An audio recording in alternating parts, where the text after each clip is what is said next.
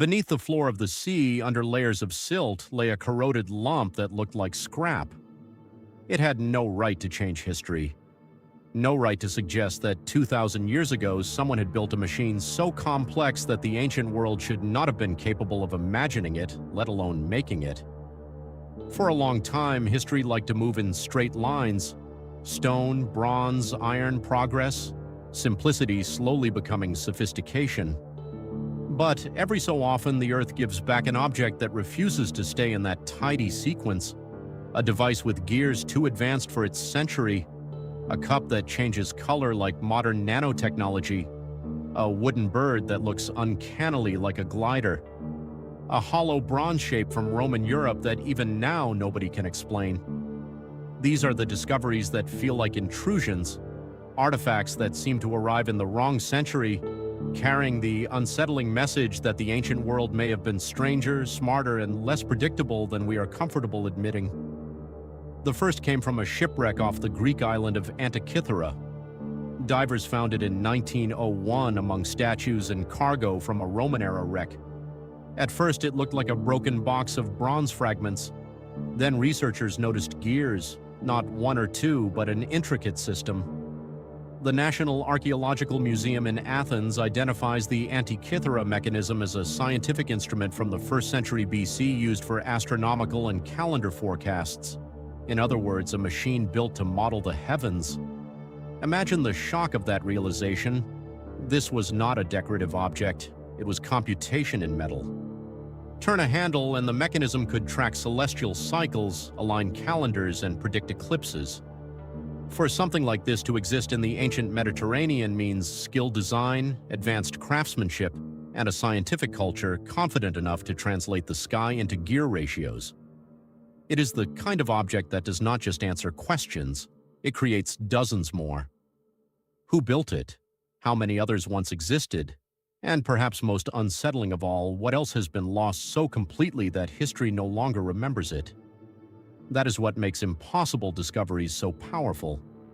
The object itself is only half the story. The other half is the silence around it, the missing workshop, the vanished tradition, the invisible line of knowledge that must have led to its creation and then disappeared.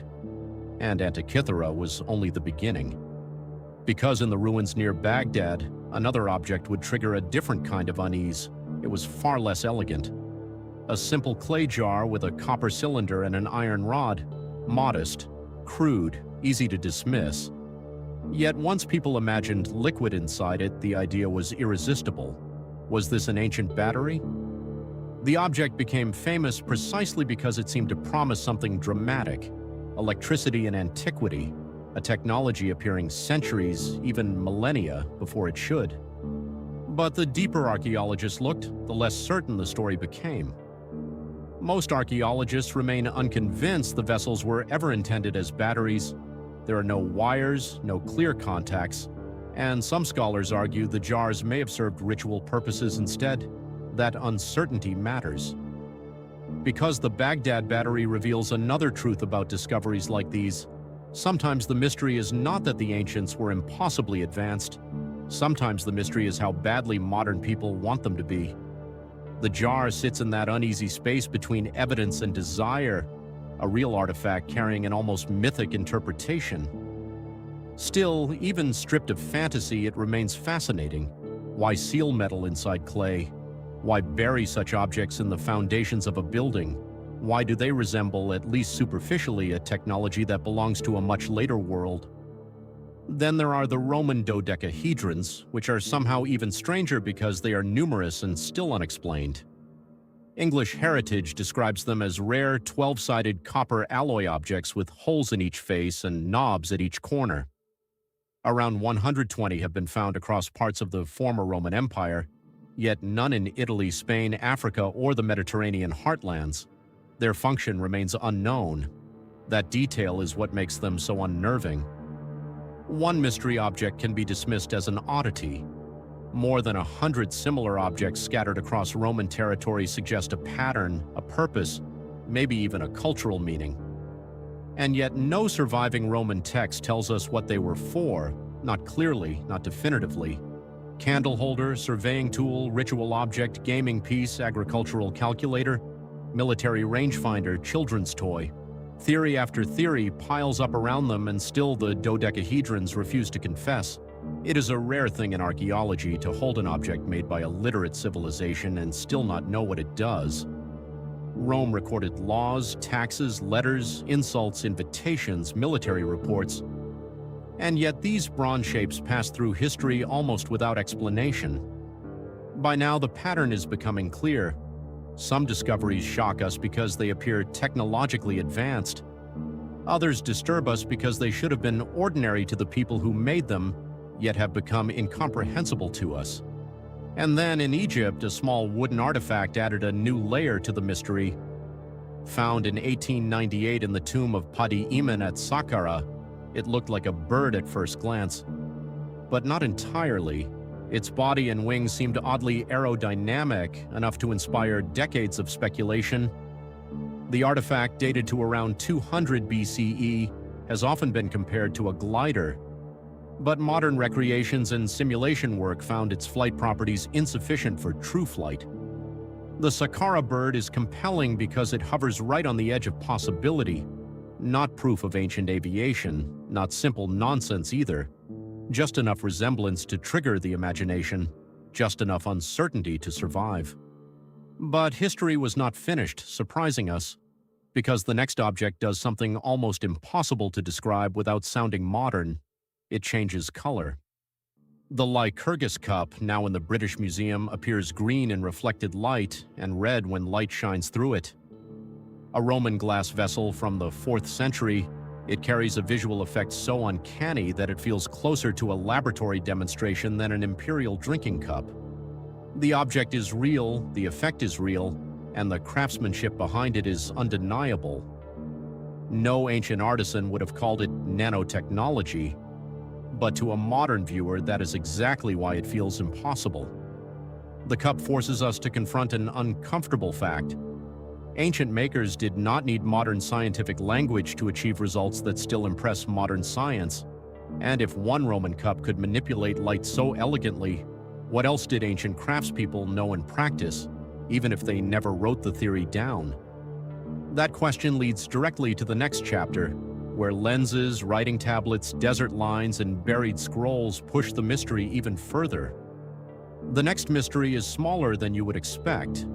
An oval piece of rock crystal from Nimrud, unearthed in the Assyrian world and now known as the Nimrud lens, was identified almost immediately as a lens.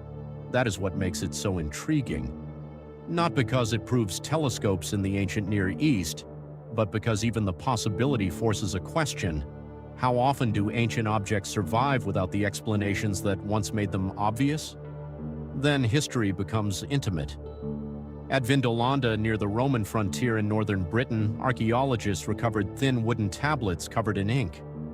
Most date to around AD 100 and preserve drafts of letters, accounts, military reports, invitations, and personal messages from life inside a Roman fort. More than 1,700 tablets have been found. That may not sound impossible at first, until you realize what they contain. A birthday invitation written by a woman, complaints about beer supplies, strength reports, leave requests, fragments of boredom, affection, irritation, logistics, and routine. Ancient Rome stops looking like marble and starts sounding human. But if Vindolanda shrinks history down to a postcard, the Nazca Lines do the opposite. They turn an entire landscape into a message. Over nearly 2,000 years, ancient inhabitants created thousands of giant figures, straight lines, geometric forms, animals, and symbolic designs with extraordinary precision. Seen from the ground, many of them barely make sense. Seen from above, they become undeniable. That visual contradiction is part of their power. They feel designed for a perspective the people who made them could never fully occupy for themselves. Then comes one of the most fragile miracles of all. A burned papyrus roll pulled from a tomb in northern Greece. The Derveni Papyrus is the oldest known European book. It survived because fire destroyed it and preserved it at the same time. In 1947, a Palestinian shepherd discovered scrolls in a cave near the Dead Sea. More were later found in 11 other caves. These manuscripts, now known as the Dead Sea Scrolls, include copies of biblical and other religious texts dating from the 2nd century BC to 68 AD. They became one of the major archaeological discoveries of the 20th century because they shed light on Judaism and the roots of Christianity. This is the biggest surprise of all. Not a machine, not a lens, not a glittering object in a museum case. Words. Hidden in caves, surviving empires, wars, weather, accident, and time. The Dead Sea Scrolls remind us that some discoveries feel impossible not because they are mechanical wonders, but because they preserve belief itself. Entire traditions can vanish, communities can disappear, buildings can collapse into dust, yet a text, sealed away in darkness, can return and reopen the foundations of history. And that may be the real pattern behind all of these discoveries. They do not prove that the ancient world had airplanes, computers in every workshop, or secret futuristic civilizations. What they prove is something more unsettling. Human knowledge has never moved in a clean, straight line. It has surged, fractured, vanished, survived in fragments, and sometimes reappeared in forms so strange that later generations mistake them for impossibilities. A geared mechanism in a shipwreck, a debated jar in Mesopotamia, bronze shapes with no agreed purpose, a bird that almost looks ready to fly, a Roman cup that shifts from green to red, ink letters from a fort at the edge of empire, vast desert images, a book saved by fire, scrolls sleeping in caves. Each one delivers the same quiet warning. The past is not primitive simply because it is old, and the most dangerous thing we can assume about ancient people is that they were less imaginative than we are. Because every time the ground opens and gives something back, history becomes less certain, more human, and far more mysterious than the version we thought we knew.